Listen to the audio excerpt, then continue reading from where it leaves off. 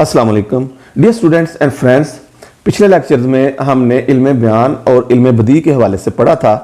इल्म बदी वो इल्म है जिसमें कलाम की खूबियों से बहस की जाती है।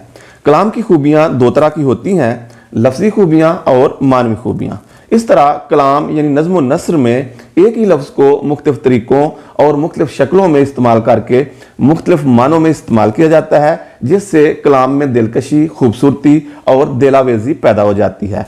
तो कलाम में यानी नज़्म व नस्र में दिलकशी, दिलावेज़ी और रंगीनी पैदा करने के इन मुख्तलिफ तरीक़ों को सनाए का नाम दिया जाता है। लफ्ज़ सनाए जमा है और इसका वाहिद है सनत, जिसके मानी हैं हुनर, कारीगरी या ख़ास तरीका। तो इस तरह लफ्ज़ सनत वाहिद है और उसकी जमा है सनाए। लफ्ज़ सनाए के साथ साथ एक और लफ्ज़ बोला जाता है और वो है बदाए। लफ्ज़ बदाए जमा है और उसका वाहिद है बदी, जिसके माना है अनोखी या नादर चीज़। तो इस तरह कलाम या नज़्म व नस्र में दिलकशी, खूबसूरती और रंगीनी पैदा करने के हवाले से जब हम मुख्तलिफ तरीक़ों की बात करते हैं तो उनके लिए हम सनाए और बदाए के अल्फाज इस्तेमाल करते हैं। पिछले लेक्चर में हमने सनत तजनीस और उसकी दो अक़साम तजनीस नाकिस और तजनीस ताम के बारे में पढ़ा था। लफ्ज़ तजनीस अरबी ज़बान का लफ्ज़ है जिसके मानी हैं हम जिन्स होना, एक जैसा होना या मिलता जुलता होना। इल्म बदी की इस्तिलाह में किसी कलाम में दो ऐसे अल्फाज लाना जो इमला के लिहाज से एक जैसे हों, यानी लफ्ज़ में हरूफ की तरतीब के लिहाज से एक जैसे हों, या तलफ़्फ़ुज़ के लिहाज से एक जैसे हों, या इमला और तलफ़्फ़ुज़ दोनों में मुशाबहत रखते हों और एक जैसे हों, लेकिन उनको मुख्तलिफ मानों में इस्तेमाल किया गया हो, तो कलाम की इस खूबी को तजनीस कहा जाता है। हमने पिछले लेक्चर में दो अक़साम तजनीस नाकिस और तजनीस ताम के बारे में पढ़ा था।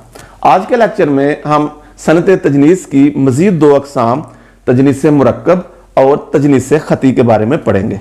लेकिन शुरू करने से पहले आपसे गुजारिश है कि अगर आप चैनल पर नए हैं तो फ़ौरन से चैनल को सब्सक्राइब करके बेल आइकन को प्रेस कर दें और इसके अलावा वीडियो को शुरू से आखिर तक देखें। अच्छी लगे तो इसको लाइक और शेयर ज़रूर कीजिएगा। तो आइए बढ़ते हैं आज के लेक्चर की तरफ। तो सबसे पहले हम जानते हैं कि तजनीस ख़ती से क्या मुराद है।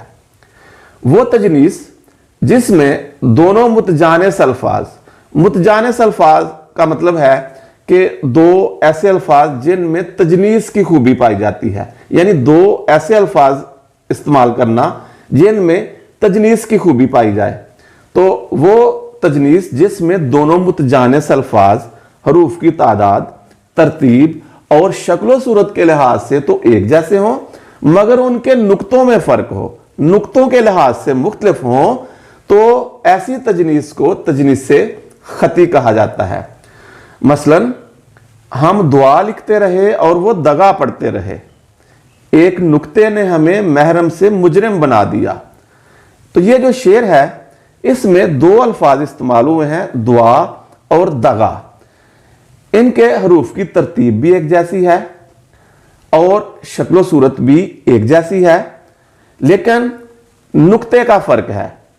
तो इस तरह इस शेर में दुआ और दगा में मानी का फ़र्क जो है वो नुक्तों में इख्तलाफ की वजह से है। तो इसलिए ये जो शेर है ये तजनीस ख़ती की मिसाल है। उसके बाद है दूसरी किस्म तजनीस मुरक्कब। ऐसी तजनीस जिसमें दो अल्फाज ऐसे इस्तेमाल किए जाएं जो हरूफ की तादाद, तरतीब और इराब के लिहाज से बिल्कुल एक जैसे हों, मगर एक लफ्ज़ मुफरद हो और दूसरा लफ्ज़ मुरक्कब इस्तेमाल किया गया हो, और इस वजह से उन दोनों अल्फाज के मानों में फ़र्क आ जाए। मसलन कहा जी ने मुझे ये हिजर की रात, यकीन है सुबह तक देगी ना जीने। तो इस शेर में आप देख सकते हैं कि दो अल्फाज जी और ने, ये दो अल्फाज ऐसे हैं जिनको पहले मिसरे में मुरक्कब शक्ल में इस्तेमाल किया गया है, जी ने, और इन्हीं दो अल्फाज को दूसरे मिसरे में मिलाकर एक लफ्ज़ की सूरत में यानी मुफरद शक्ल में इस्तेमाल किया गया है, जीने।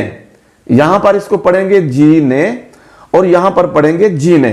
तो इस वजह से दोनों मिसरों में इन दोनों अल्फाज के मानों में इख्तलाफ पैदा हो गया है, लेकिन इस तरह से इन अल्फाज के इस्तेमाल की वजह से इस शेर की दिलकशी और हुस्न बढ़ गया है। तो इस तरह ये जो शेर है, क्योंकि इसमें एक जगह पर दो अल्फाज को मुरक्कब शक्ल में इस्तेमाल किया गया है और दूसरी जगह पर उनको मुफरद लफ्ज की सूरत में मुफरद शक्ल में इस्तेमाल किया गया है, तो इसलिए ये जो शेर है ये तजनीस से मुरक्कब की एक उम्दा मिसाल है। तो ये थी स्टूडेंट्स आज की वीडियो, उम्मीद है आपको पसंद आएगी। मिलते हैं अगली वीडियो में एक नए मौजू के साथ। इजाज़त दीजिए, अपनी दुआओं में याद रखिएगा। अस्सलाम वालेकुम।